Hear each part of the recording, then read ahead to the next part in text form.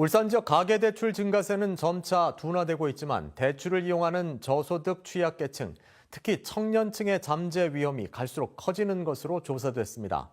저소득 저신용자를 중심으로 이자를 못 내는 사람이 늘었고 전체 가계대출에서 차지하는 비중도 갈수록 늘어나는 추세입니다.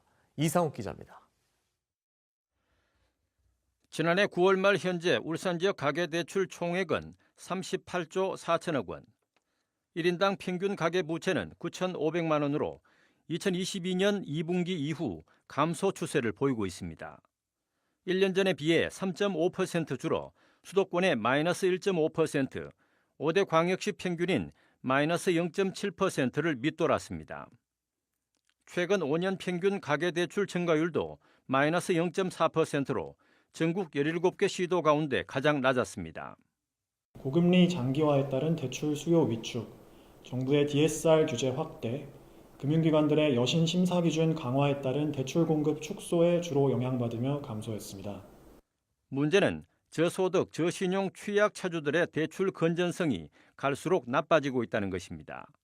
지난해 9월 말 기준 울산 지역 가계부채에서 저소득, 저신용 취약 차주가 차지하는 비중은 5.4%로 전년 말 4.9% 대비 0.53%포인트 상승했습니다.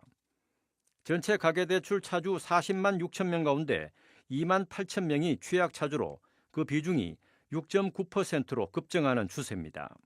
가계대출 건전성이 악화될 우려가 있고 가계소득 대비 가계부채 비율이 높은 수준이라는 점에 유의할 필요가 있습니다.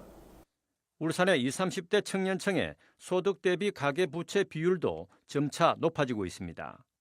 울산 청년층의 소득 대비 대출 비율 LTI는 254%로 전국 평균 231%를 훨씬 웃돌고 있습니다.